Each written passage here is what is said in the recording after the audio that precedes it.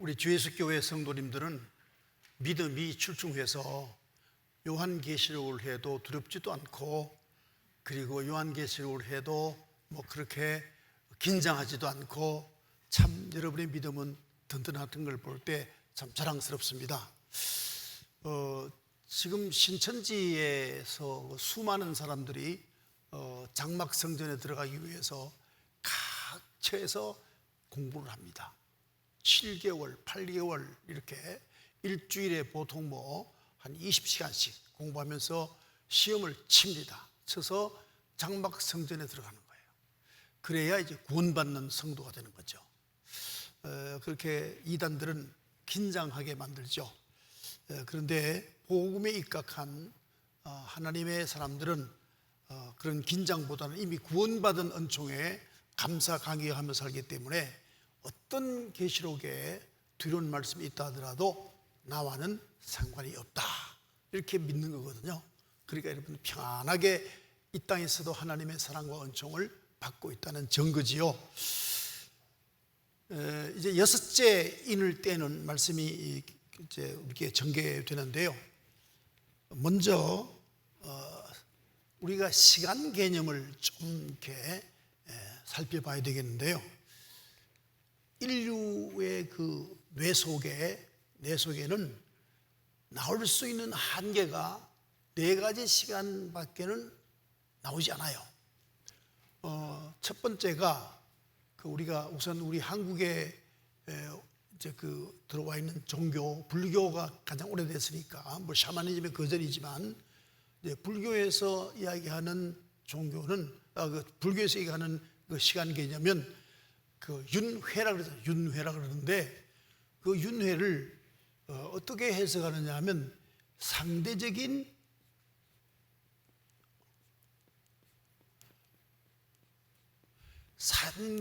것들의 순환이에요. 순환.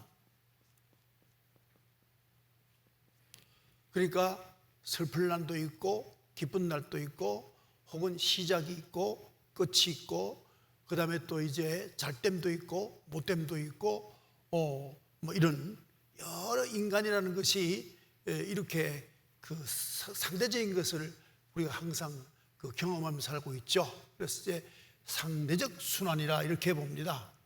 보는데 힌두교의 영향을 이제 받아서 이것을 하나의 영원한 시간 개념으로 이제 성화를 시켰는데, 그건 뭐냐면 사람이 이제 죽고 그 다음에 어떤 존재로, 또 새로운 존재로 탄생되는, 그래서 사와 생 순환으로 보는 거죠. 이렇게 보는 시간 개념이기 때문에 어쨌든 원형으로 그릴 수밖에 없습니다. 이렇게 원형으로 그리죠. 원불교가 이게 이제 원자잖아요. 이게 순환을 얘기하는 거죠. 그다음에 두 번째는 이제 뭐냐면 이제 서양 철학에서 주로 얘기하는 그 시간 개념인데, 서양 철학에서는 시간이 1이 있으면, 아라비아 숫자식으로 1이 있으면 2가 있잖아요. 그럼 2가 있으면 만이 있잖아요. 만이 있으면 억이 있잖아요. 억이 있으면 조가 있잖아요. 조가 있으면 경이 있잖아요. 그러니까 시간이라고 하는 계속 흘러가고 있다, 이렇게 보는 개념이죠. 세 번째는 시간이라는 것이 주어지는 기회다, 이렇게 보는 겁니다. 그래서 시간은 미래에서 온다, 이렇게 보는 겁니다. 미래에서 온다. 그러니까 나는 이제 나는 가만히 있고 시간이 계속 나에게 오는 겁니다. 그래서 그 시간과 함께 맞닥뜨려져서 내가 살아가는 거죠. 이것을 운명론적 시간 개념입니다.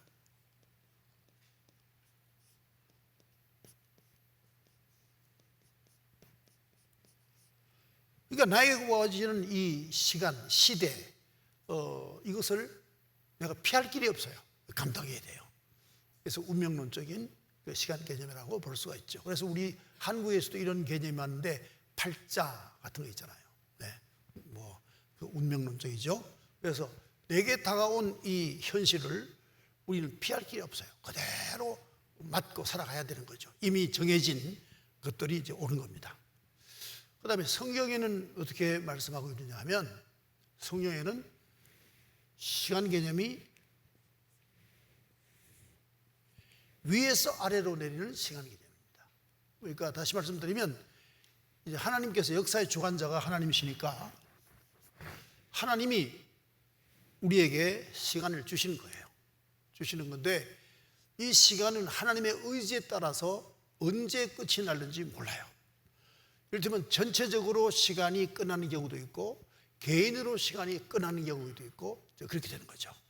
그래서 우리가 죽고 사는 것이 하나님의 뜻 안에 있습니다. 그래서 이제 그것은 기회를 하나님께서 주시면 생존해 사는 것이고, 하나님 기회를 거두시면 우리 인생은 끝나는 겁니다. 그래서 이제 우리의 시간 개념은 항상 그 주어지는 시간이기 때문에, 위에서도 오는 시간이기 때문에 종말론적 시간 개념이라 그렇게 말합니다. 종말론적 시간이라 이렇게 말하죠. 그래서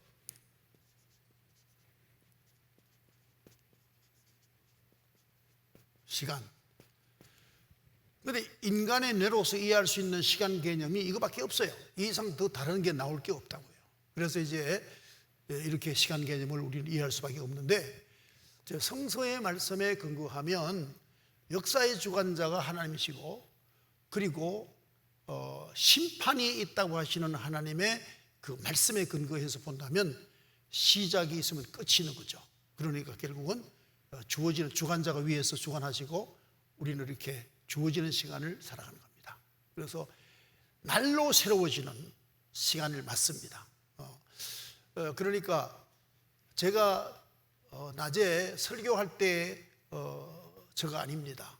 지금 현재는 좀 더 늙은 저죠. 변하잖아요. 변합니다. 그래서 이제 우리가 신앙생활에 있어서 육적인 것은 장막으로 표시하죠. 장막. 그러니까 허물어지는 것들이다. 이렇게 장막이다. 이렇게 보는 것이고요. 원래 우리 본질은 무엇인가? 하나님 안에 있는 우리입니다. 그래서 엔 크리스토스, 예수 안에 있는 나의 존재, 이것이 참 존재죠. 그래서 내 영혼이 참 존재이며, 그와 관계됨이 참 존재이고, 그 안에 있음이 참 존재입니다. 그래서 세 가지를 말씀드리는데요. 이제 첫째는 A라 그럽시다. A는 이제 내가 하나님의 뜻 안에 있는 존재죠. 그러니까 뜻 안에 있는 나. 하나님께서 천지를 창조하시기 전에 그분 안에 내가 있었어요.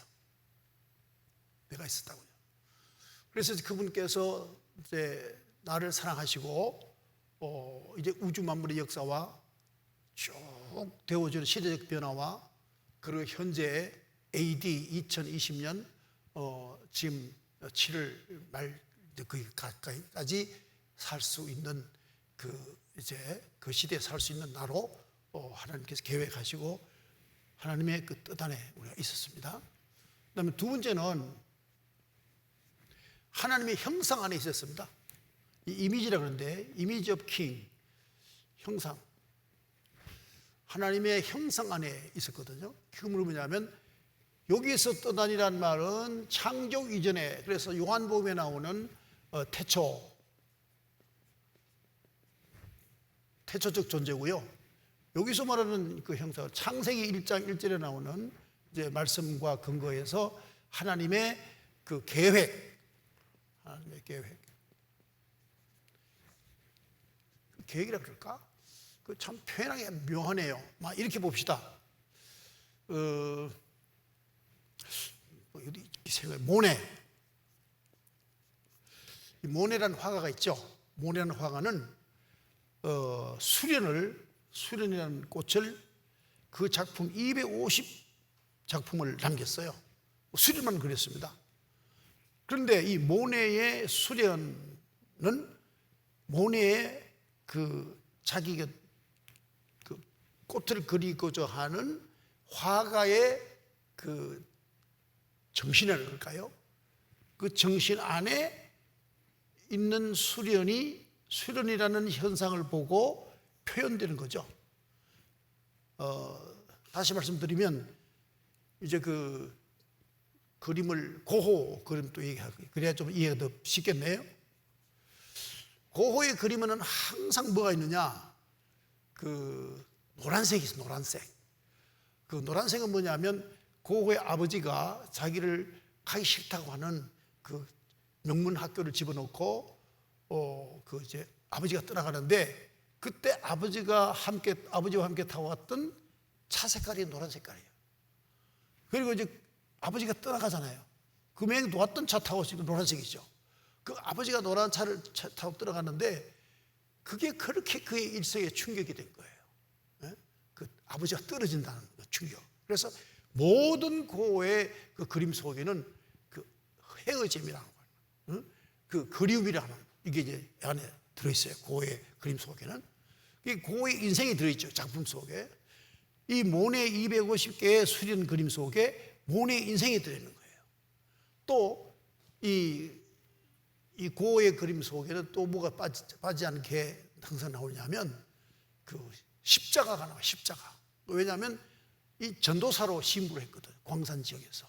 그래서 꿈에도 그리는 것이 내가 목회자가 되겠다는 그 이상을 항상 잊어버리지 않고 그리는. 그래서 교회가 많이 그려져 있잖아요. 그래서 쉽게 말하면 나라는 존재는 이미지, 하나님의 이미지 안에 있는 존재예요. 그러니까 여기서 나락하는 것은 지금 이제 보이는 껍데기, 이 껍데기 이것이 아니고 나의 본질을 말하는 거죠. 나의 영혼을 말하는 겁니다. 본질을 말하는 겁니다. 그리고 세 번째는 뭐냐면 나라는 이건 성서적 얘기입니다. 철학의 얘기 아니고 철학은 또 다른 얘기합니다만은 나는 책임적 자로 이 땅에 보냄을 받았습니다.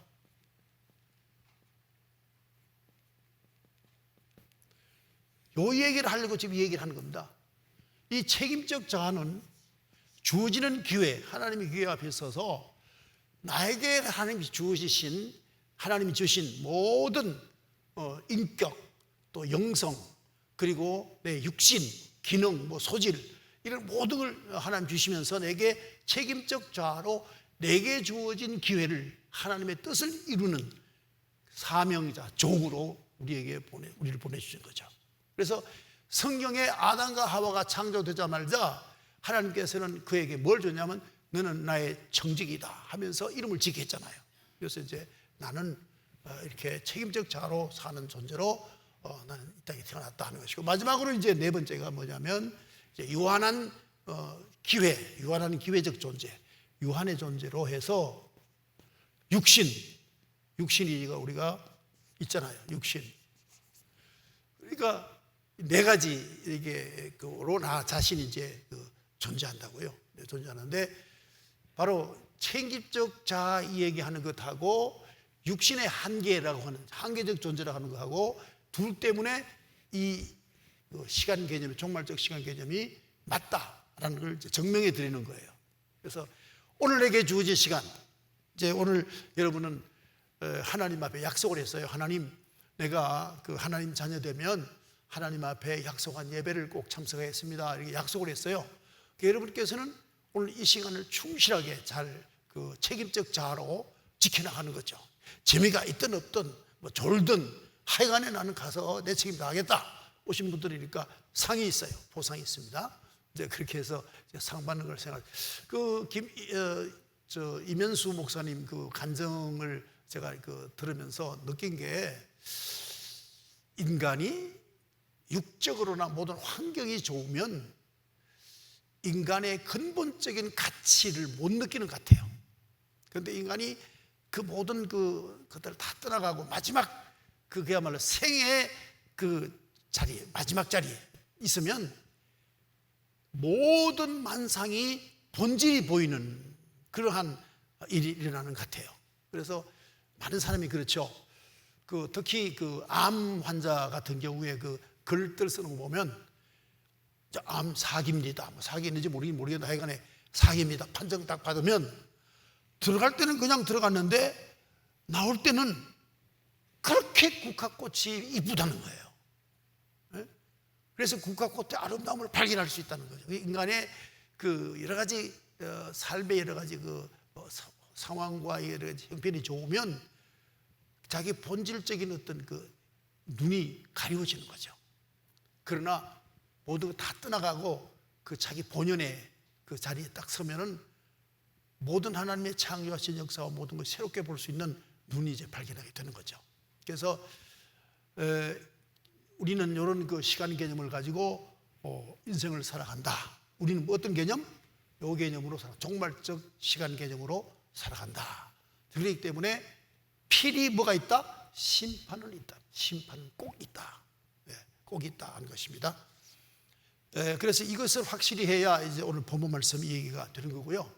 이것은 아직까지 마지막 이제 심판이 아니고 재앙, 전체 재앙입니다.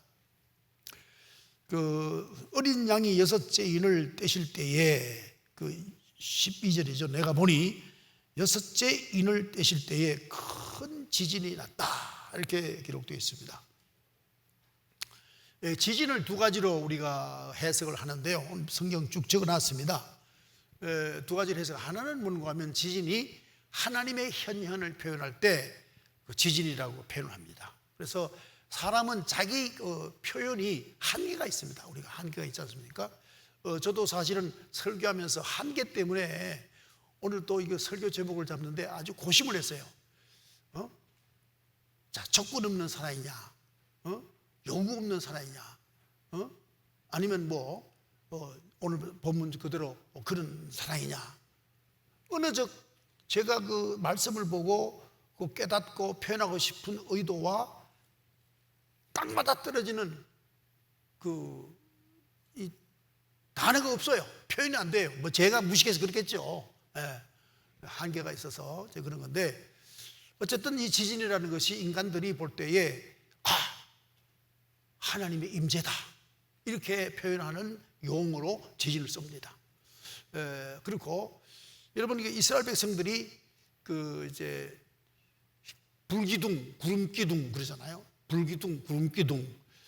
그것도 그들이 표현하는 한계죠, 한계. 구름기둥 한계. 그 다음에 또 불기둥 한계. 그것도 하나님의 현현입니다.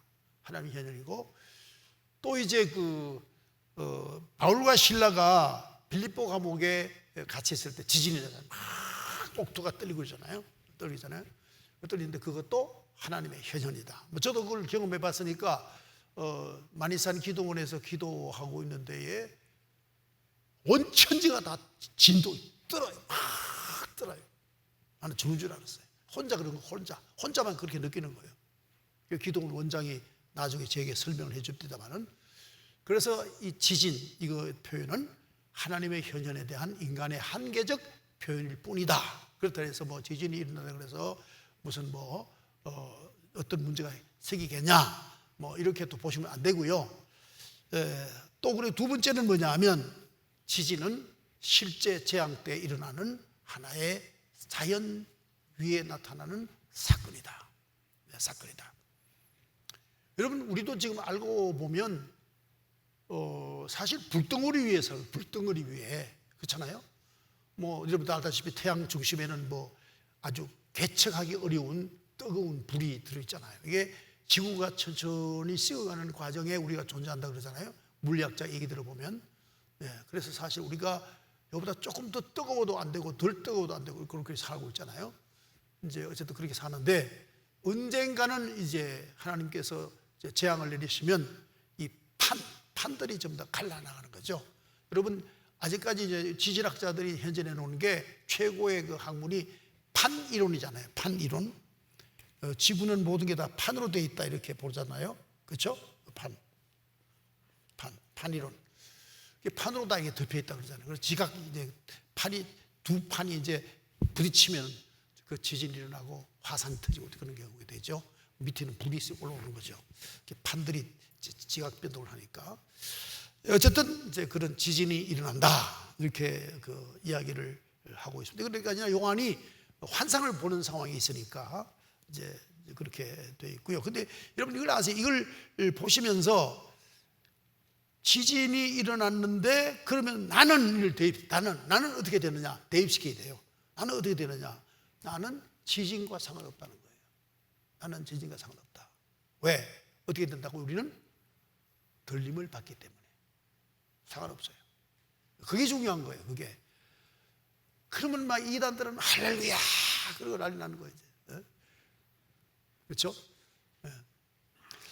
그 다음에 이제 나오는 게 뭐냐면 또 해가 검은 틀로 짠 상복같이 검어지고 달은 온통 피같이 되며 그랬습니다. 이게 이제 제가 이걸 뭘로 써놨냐면 여러분 교재에는 총담이라고 써요. 총담. 왜 그래서 옛날 성경 번역을 그대로 써놨습니다. 총담. 왜 이게 중요한 것이 여기는 보면은 해가 검은 틀로 짠 상복같이 검어지고 그랬는데 결국 뭐죠? 해가 가려워진다 그 말이에요. 해가 가려워진다 그 말인데 여기서 왜 총담을 쓰는가 하면 아주 경건한 사람들이 하나님 앞에 참회하면서 진정으로 하나님 앞에 용서함 받고 싶을 때 검은 천을 쓰고 나갔어요. 그걸 총담이라고 그래요. 그래서 우리가 경건한 자들은 이 재앙과 상관이 없다 하는 말을 하고 싶어서 총담이라고 써놨습니다. 그래서 일단 태양이 가려워져서 캄캄하게 된다. 이렇게 여러분 우리가 가끔 일식 하잖아요.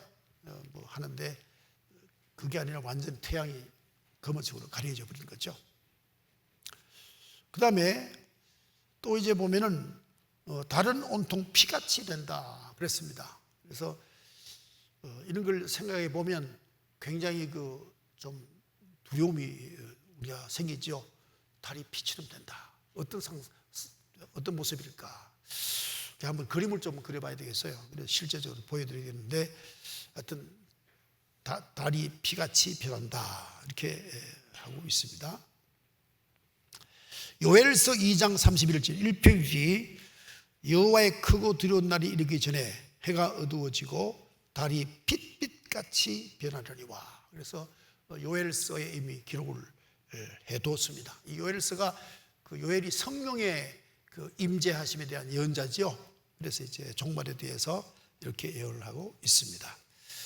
그다음 13절 보시면 하늘의 별들이 무화과 나무가 태풍의 대풍이라 쓰라는데 대풍에 흔들려 서리건 열매가 떨어지는 것 같이 땅에 떨어지며 별들이 땅에 두두두둑 떨어진다는데 여기 있어서 조금 여기가 참조하시기 바랍니다. 이스라엘 사람들이 가지고 있는 우주관입니다. 도대체 어떻길래 이제 별들이 땅에 떨어지느냐? 지동설을 주장한 사람이 코페르니쿠스인가요? 그렇죠. 지동설을 주장하기 이제 받아들이기 전에 그 지동설을 받아들이지 않았죠. 그때는 교회가 세계의 모든 질서를 장악하고 있었으니까 아마 처형당했잖아요. 지동설을 받아들이기 전까지는 우주를 3층으로 봤어요. 평면이 이렇게 원이 이렇게 하나 있고 또 중간에 원이 이렇게 하나 있고 또 위에 원이 또 하나 또 이렇게 있습니다. 세 개가 있는데 여기 궁창이 있어요. 이걸 궁창이라고 그랬어요. 그 다음에 여기는 이제 지구죠. 땅이죠, 땅.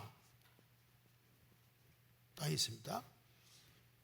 이 궁창에 별들이 이렇게 매달려 있어요. 이렇게 매달려 있어요. 별들이 이렇게 매달려 있어요. 이거 뭐죠? 우주 전체가 이렇게 매달려 있는 궁창이 있어요. 그리고 그 위에 하나님의 보좌가 이제 있습니다. 이건 영의 세계죠. 영의 세계입니다. 이렇게 되는데 이제 마지막 때가 가까우면 하늘의 별들이 땅으로 떨어진다. 이게 평면으로 지구를 평면을 받기 때문에 그래서 위에 또 이렇게 하늘이 평면으로 되어 있기 때문에 이렇게 별들이 땅에 떨어진다 이런 얘기입니다. 그래서 이 이야기를 길게 얘기 자꾸 할 필요 없이요. 이렇게 보시면 됩니다. 15절 말씀에 보면은 땅의 임금과 왕족과 장군과 부자와 강한 자와 모든 종과 자유인이 7이죠. 7 종류죠. 모든 존재가 멸망된다 그 말입니다. 모든 존재가 멸망된다 그 말입니다. 그러니까 여러분께서 별이 떨어진다, 해가 검어진다, 그 다음에 이런 모든 이야기를 놓고 하나님께서 피조물들을 모두 다 멸하신다, 이렇게 보시면 됩니다. 이렇게 해야 가장 쉽게 이해가 되는 겁니다. 여기다 또 하나하나 붙이면서 다르게 이야기하면 이난되니까요. 그렇게 보시면 되고요. 설익은 열매가 떨어지는 것 같이 땅에 떨어진다 하는 이것도 그 팔레스타인에 보통 있었던 일입니다.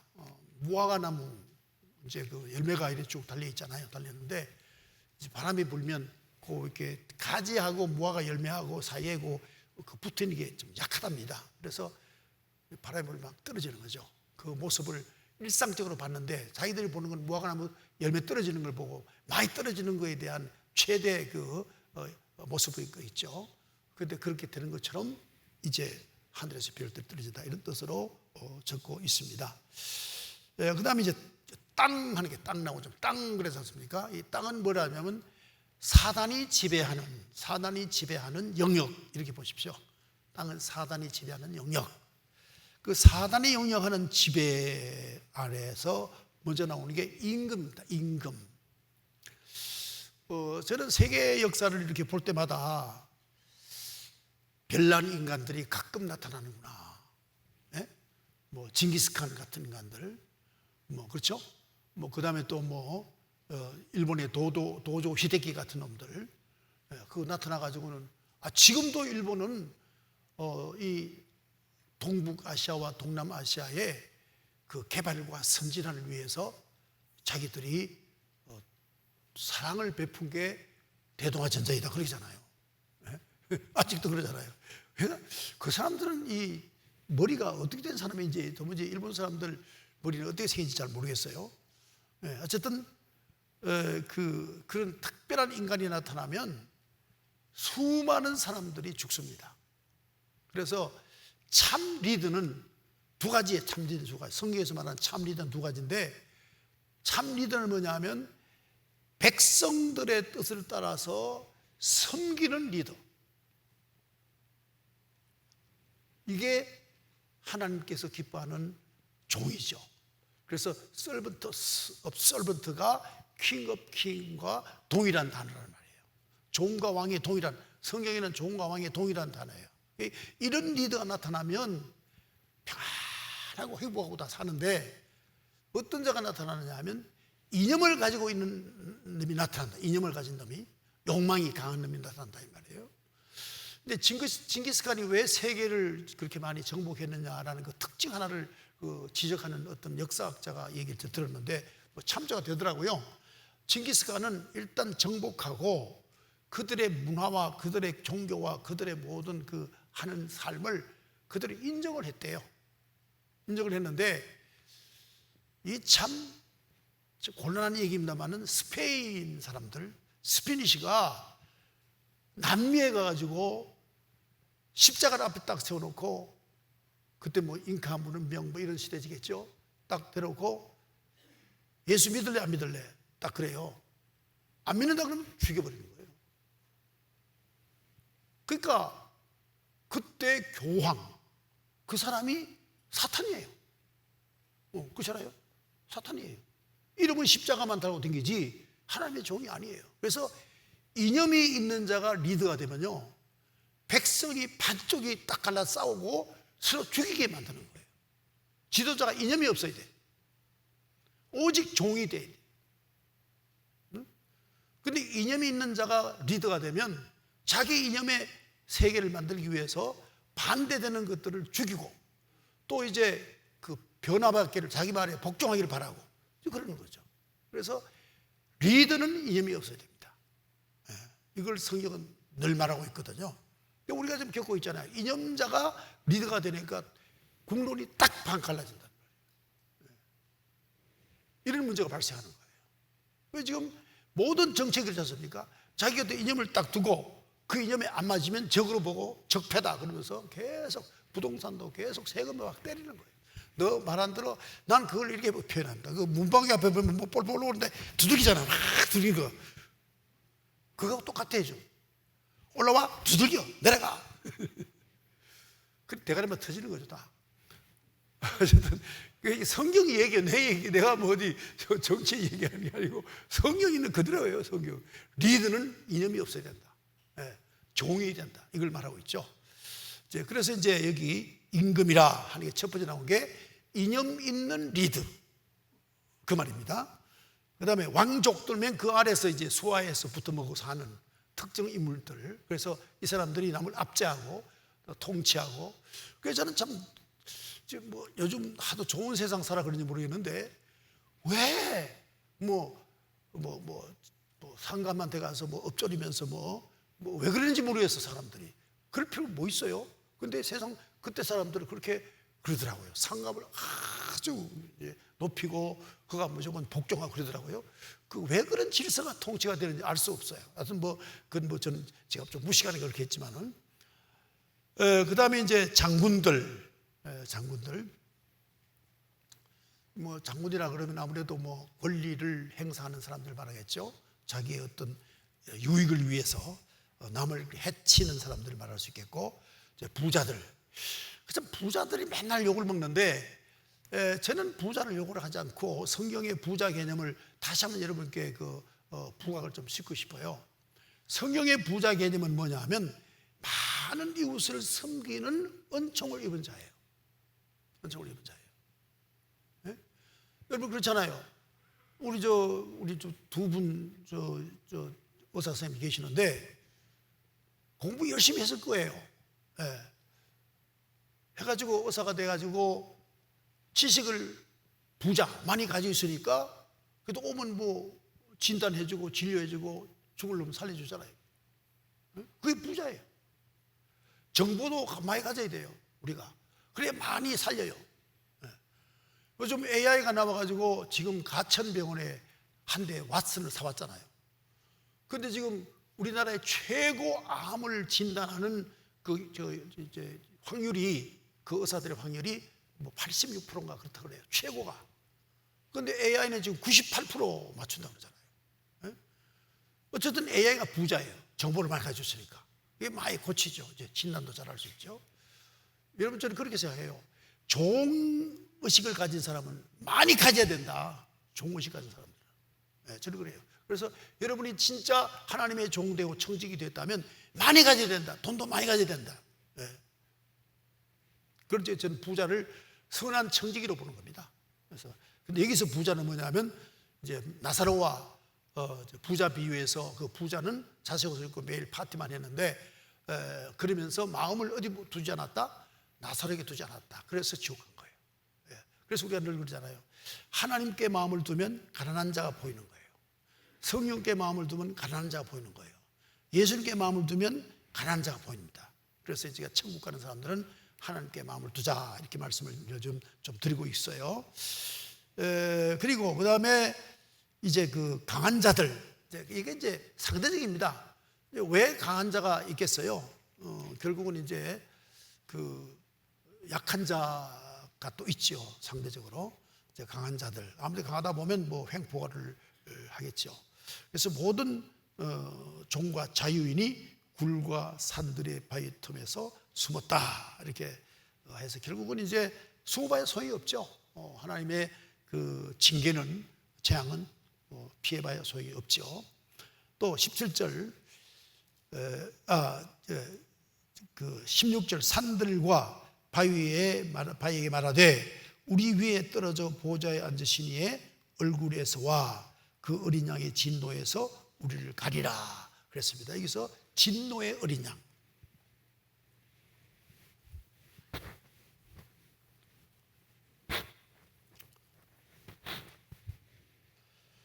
어린 양은 예수님이시죠. 예수님의 진노에 관해서 말씀을 드리는 거예요. 예수님의 진노. 예수님의 진노는 뭔가 하면 사랑을 우리에게 하잖아요. 하는데 우리가 받아들이지 않아요. 사랑을 받지 않아요. 그러면 스스로 어디를 간다? 스스로 멸망으로 가요. 이 멸망은 왜 있느냐? 사랑받게 하기 위한 안전판이에요. 사랑받기 위한 안전판. 그걸 우리가 이해해야 되는데, 그래서 진노는 뭐냐? 하나님이 우리를 사랑하시는 그 팔이에요. 팔. 우리 사랑하시는 팔. 진노가 팔. 여러분 그렇잖아요. 짐승을 이제 키우는 사람들 보면 전기 울타리를 만들어요. 말 같은 거 이런 거 키우는 사람들 울타리를 만들었는데, 그 왜 말 만들어요? 그 말이 갖다 대면은 진짜 그건 깜짝 놀라겠죠. 불도 나고요. 그거 진노거든, 진노. 그래서 빨리 안으로 들어와야지, 미련스럽게 말이 계속 나가겠다 그러면 죽는 거죠. 멸망하는 거죠. 그래서 어린 양은 사랑이시라. 사랑이 두 가지 있는데, 공의의 사랑과 긍휼의 사랑. 바로 어린 양의 공의의 사랑이 멸망으로 가게 하는 심판이 될 수 있어요. 그렇잖아요. 그래서 어린 양은 죄가 없으시다. 어린 양은 온전히 선하시다. 다만 그의 진노는 우리를 구원하게 하기 위한 그의 의의 역사라. 이렇게 해석을 해야 맞습니다. 이걸 만약에 어린 양을 상대적으로 본다고 하면은 심각한 문제에 이제 들어갑니다. 상대적이라면 어떻게 되느냐? 한 손에는 뭐죠? 사랑을, 한 손에는 멸망을. 그럼 어떻게 돼요? 하나님, 예수님, 성령님의 본질하고 달라지잖아요. 그래서 진노는 그 멸망을 두는 것은 사랑을 받도록 하기 위한 하나님의 이제 그 정의, 의지다. 이렇게 봐야 옳을 겁니다. 그래야 성경이부터 풀려나갑니다. 그래서 이제 어린 양의 진노에서 우리를 가리라. 그때는 이 세상 모든 것이 다 어떤 가리개가 될 수 없죠. 제가 이 얘기를 꼭 하고 싶었어요. 왠지 모르게 하고 싶었는데, 광운그룹이라는 거 아세요? 광운그룹 들어보셨어요? 키스트라고 만들어요. 카이스트가 맞아요. 키스트가 맞아요. 카이스트가 맞아요. 네, 잘 모르겠어요. 거기다가 769억을 기부했잖아요. 네?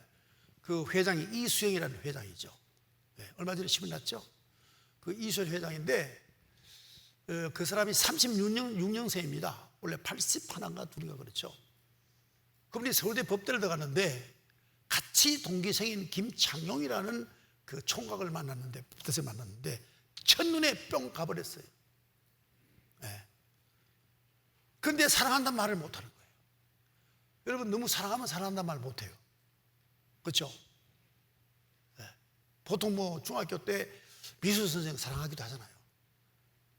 근데 영원히 사랑한다 못하고 딴 데 시집 가더라고, 미술 선생이. 그런 경우도 있고 한데, 어쨌든 말 못했어요. 근데 그 남자는 그냥 그런가 보다 그러고 그냥 결혼해서 그냥 갔어요. 변호사 생활하다가 결혼했어요. 근데 이 여자가 그 첫사랑을 항상 가슴에 두고 일생 동안 혼자 살아왔어요.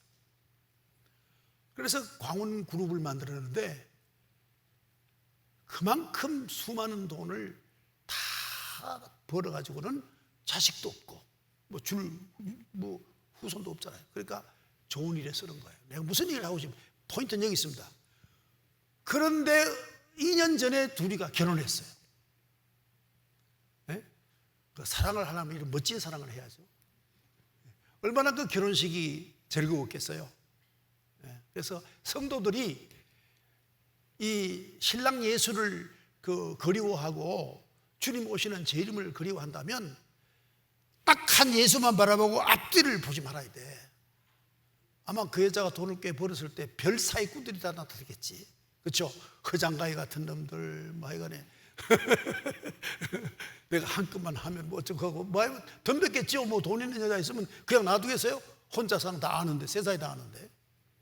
그거 다 뿌리치고 오직 올인, 사랑하는 김창룡, 그 하나만 보고 갔기 때문에 인생이 가치가 있잖아요. 돈을 벌어서 다 기부하고. 우리가 주님만 바라보면 축복이 엄청나요. 엄청나요. 네. 제가 주변에 목사님들 볼 때도 그렇고 사람들 보니까 주님만 사랑하고 주님만 바라보면요, 선한 재물이 얼마나 많이 쏟아지는지 몰라. 나는 그걸 믿어요. 제가 여러 목사님들의 간증을 들어봤는데 오늘 설교 인용한 이면수 목사님만큼 간증이 제 마음에 닿는 게 없어요. 정말 그분은 성령의 사람이에요. 근데 자기는 넉넉하게 살지 못하지만 550이라는 돈을 가지고 북한 가서 뭐 금빵을 만들어준다, 혹은 뭐 영양식을 어린이에게 나눠준다, 그 다음에 대동강 라면을 만들어서 천국에 있는 북한에 있는 중학생들에게 나눠준다. 550을 썼다고요.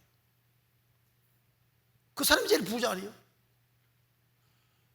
여러분, 우리가 삶을 사는데 자꾸 좌는 뭐죠? 될 수 있으면 내가 육적으로 쾌락을 느끼자, 이렇게 돌아보고, 또 우로는 뭐죠?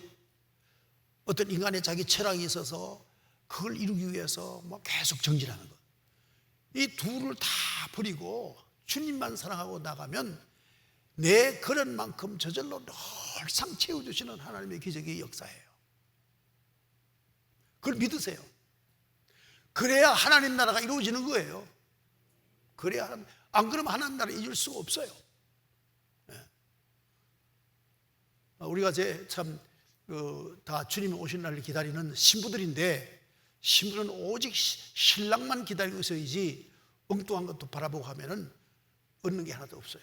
그래서 우리가 주님을 꼭 바라보면서 주님의 뜻만 따라가다 보면 내게 저절로 모든 것이 다 하나님께서 허락해서 하세요.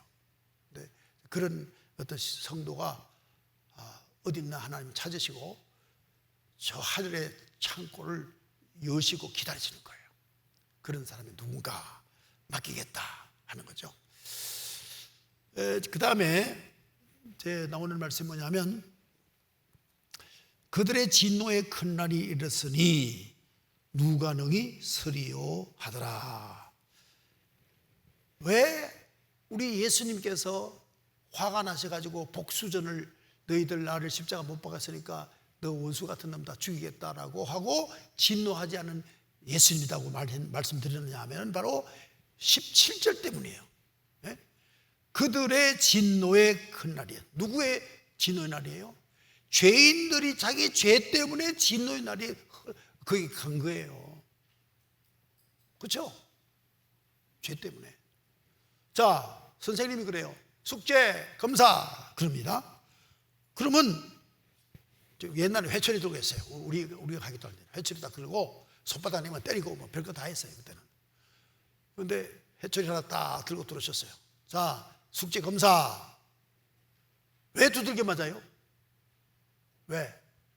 숙제 안 한 놈이 두들겨 맞는 거예요. 그걸 뭐라 그래요? 매를 먼다 그래요. 그렇죠? 그러니까 진노가, 하나님께서 어디 진노를 하실 하나님이 아닌데 그놈들이 진노를 지 스스로 받는 거예요. 그래서 하나님은 의로우시다. 예수님은 의로우시다. 악한 자가 스스로 진노를 자기가 받아들이는 거예요. 저는 믿지 않은 사람을 언제 만나느냐 하면 꼭 운동 가거나 아니면 어디 목욕탕 가서 만나요. 저기 양양 가면 오색 탄산泉이 있어요. 거기는 오래 있으면 있을수록 몸이 좋다는 거 아닙니까?